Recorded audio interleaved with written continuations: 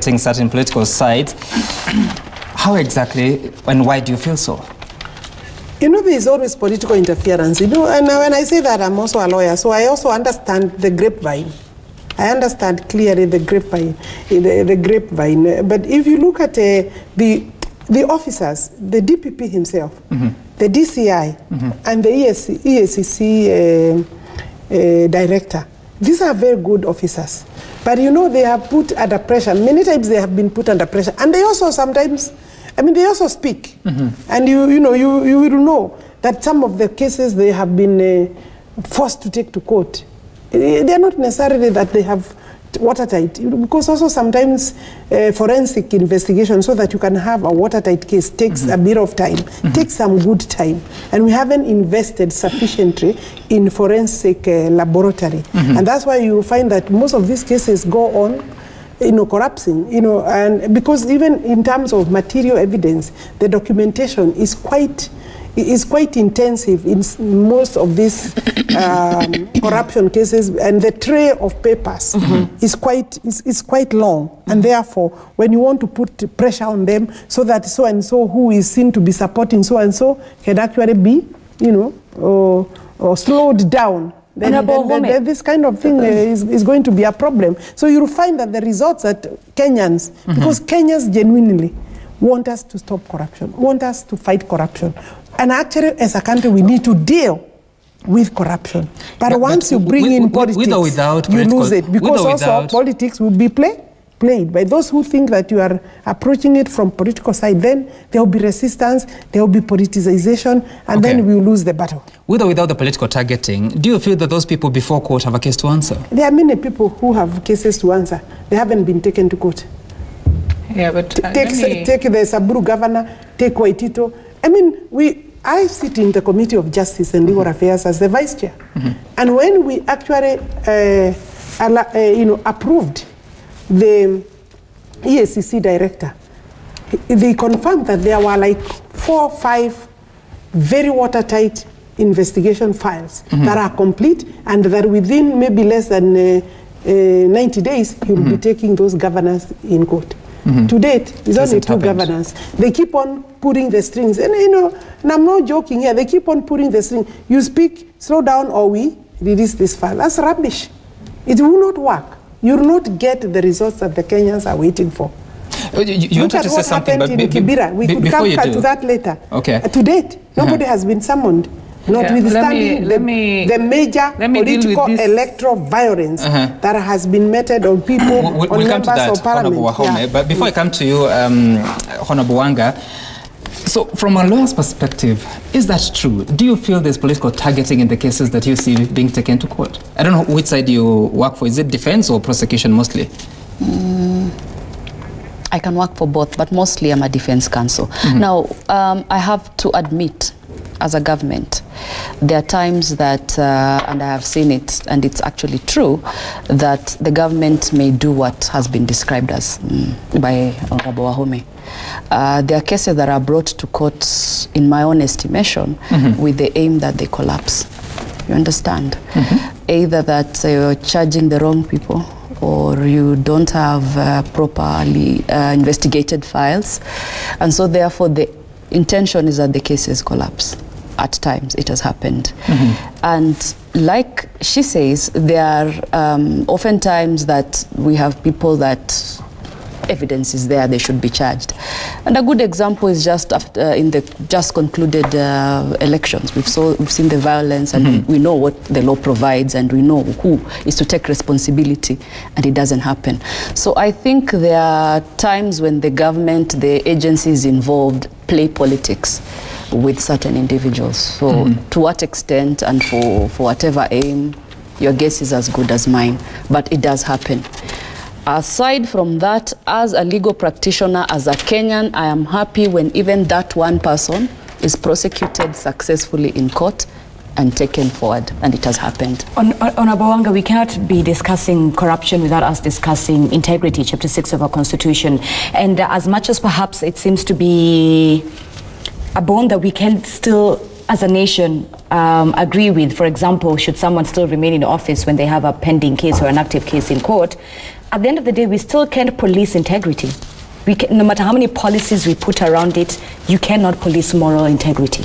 No, you can't police integrity. Integrity is about building the social fabric that we build in our children from the time they begin to grow up, and how we and I can say here that in terms of our integrity and our moral fabric as a nation, it is tattered. So how do we get our political leaders? Wanted. So let me first respond to some specific issues. You know, we have had a heightened fight against corruption. Right. But the reason we do not progress with the fight against corruption is us politicians always saying that this is my person and they are targeted. This is my person and they are targeted. For as long as we continue saying this is my person and they're targeted. Governor Kidero, for example, the former governor of Nairobi, is in and out of court. There is no day we have come out and said this is our person and he's targeted.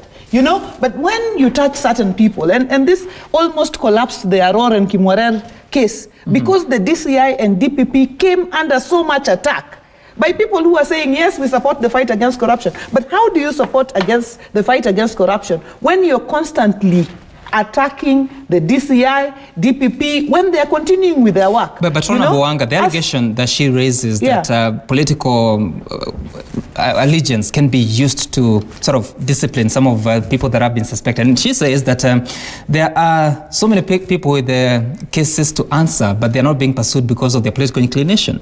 I cannot say that for sure, because we need to know here is Governor A or X whose case is completed and file is complete and is not being charged. That we need to be told. This and this person and this person and the other person. But just to say that because Governor Waititu was charged, another governor should be charged from another political inclination, that cannot be a sufficient enough argument. Okay. But the reason I'm building up what I'm saying is there has been consistent attacks on the DPP and DCI in the course of their work, in the pretense that they are targeting certain people. An example is both CS Rotich and PS Kamau Thuge were taken to court and charged. But now we want to be made to believe that this fight against corruption is only targeting certain people. The easiest way to kill the war on corruption, if you want to, is to advance the narrative that it is being politicized and used for to meet a certain political expectation. Here's a different side of the coin, Honorable Wanga. Yes. Is corruption being used as a political weapon, either to frustrate opponents at the end of the day? I haven't seen that. But you've just told us how someone could be, political allies will come out and say, this scandal is targeting this community or my person and so forth. So are we, as politicians, using corruption as a weapon to... Yeah. So what I wish is us politicians would allow for the DPP, for the DCI to take, you know, for them to do their responsibility, for them to perform their task, the task that is assigned to them. We cannot say that we support the war against corruption when we are constantly in attack of the institutions that are fighting corruption. And corruption is not done by communities. Neither is corruption done by, you know, political wings. You know, you cannot claim, if I am found with corruption right now, it cannot be that the ODM party is being persecuted.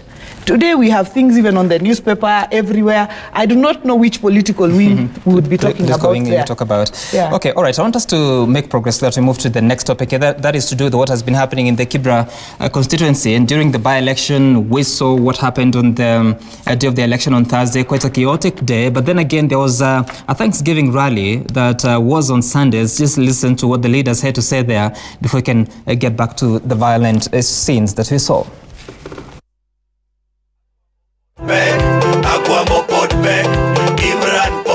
Pesa mulikula na pesa ilimwagwa Kibra.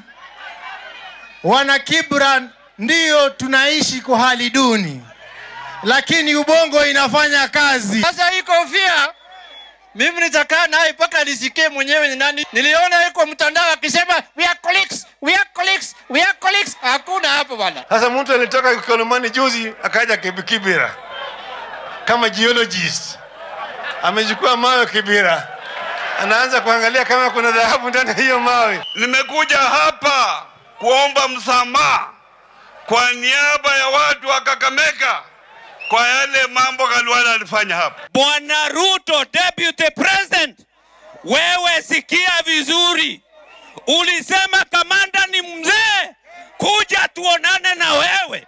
Nione kama utarukaruka. The Orange Democratic Movement, we will not apologize for upholding the law.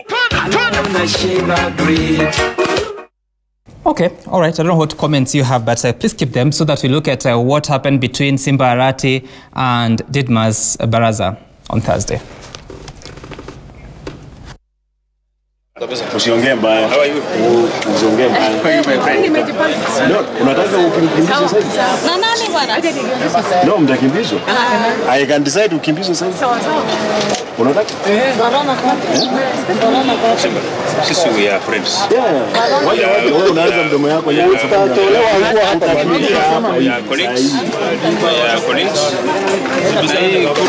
Utakimbia sasa.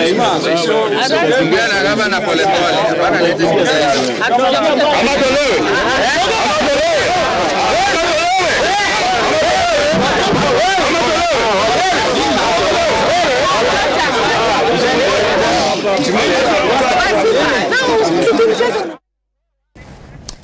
Okay, and I want to begin with you, Honorable Alice Ohome, because I mean, we saw that, and then we saw the images of Boni Khalwale and some people trying, not actually trying, they were holding rocks or stones against him. And we hear Raila Odinga saying that Khalwale has become a geologist. Are we normalizing violence in elections or in politics?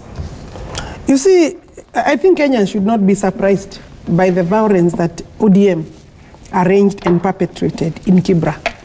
It's very clear from those scripts, not just those, there are others, that the perpetrators of that violence were goons, young men, who had been obviously with prior knowledge and arrangement and organization by the ODM fraternity, supervised by members of parliament, and actually, you know, conducted and led into almost all those scenes by Simba Arati, Junet Mohammed, John Badi, and many other members of parliament from ODM.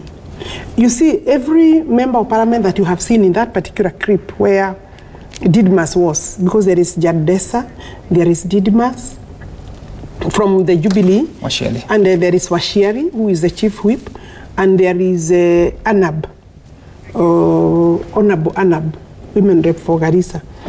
They were there as agents and they had been assigned badges, so they were there in their own right, in the rightful place for duty. But Simba Arati faces the camera deliberately and asks, "Unataka mkimbizwe?" And I think the MPs from the Jubilee didn't take him seriously. I mean, you can see the conversation from Didmas is friendly because they did not expect that he's serious on that particular statement. Unataka mkimbizwe? And then he turns to the camera and gives a signal. Allow me to be the devil's advocate here, because you may not easily say that he told those goons to attack him. No, he gave signal. He gave signal. He gave signal. He was moving around. You know, these members of parliament were there. He was moving around with not less than 100. Let's just describe them as Kenyans know them, as goons or young men being misused.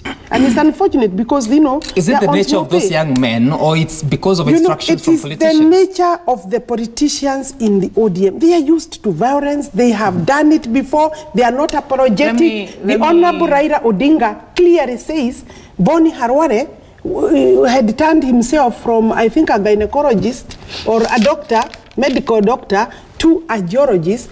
And you know, that is in response to the fact he was holding two stones. But if you look prior to that, you will see that there were some young men,